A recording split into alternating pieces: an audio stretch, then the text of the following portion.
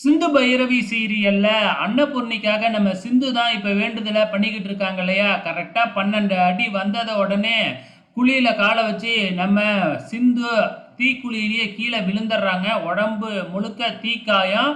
இருந்தாலும் எழுந்திருச்சு வேண்டுதல நிறைவேற்றிடுறாங்க.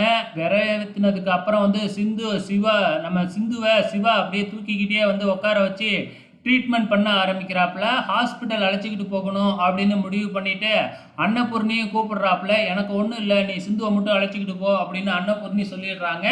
ஸோ அதே டைமில் மகாவுக்கு இது பிடிக்கவே இல்லை. அன்னபூர்ணிக்கிட்ட போய் எதுக்காக சிந்துவா ஹாஸ்பிட்டல் அழைச்சிக்கிட்டு போகணும் அப்படின்னு சொல்லி கேட்குறாங்க.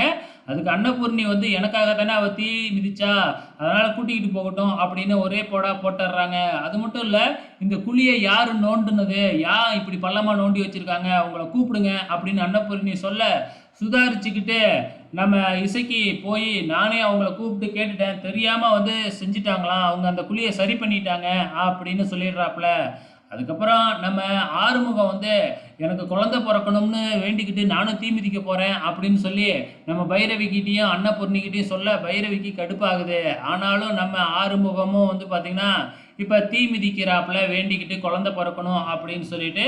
ஸோ இப்போ தீ மிதிச்சுட்டு எல்லாருமே வீட்டுக்கு வந்துடுறாங்க. நம்ம சிந்து தன்னோட ரூமில் தீக்காயத்தோட துடிச்சிக்கிட்டு இருக்கிறாங்க.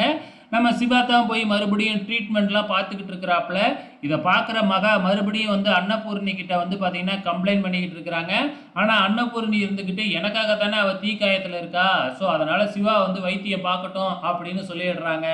ஸோ இதனால நீ ஒன்றும் பயப்பட வேணாம், சிவாலாம் மனசெல்லாம் மாற மாட்டான் அப்படின்னு இந்த அன்னபூர்ணி சொல்லிக்கிட்டு இருக்கு. அன்னபூர்ணியும் கொஞ்சம் கொஞ்சமாக மனசு மாறிக்கிட்டு வருது அப்படிங்கிறது நல்ல தெளிவாக தெரியுது. ஸோ வெயிட் பண்ணி பார்க்கலாம் அப்கமிங்கில் என்னென்னலாம் நடக்க போகுதுன்னு.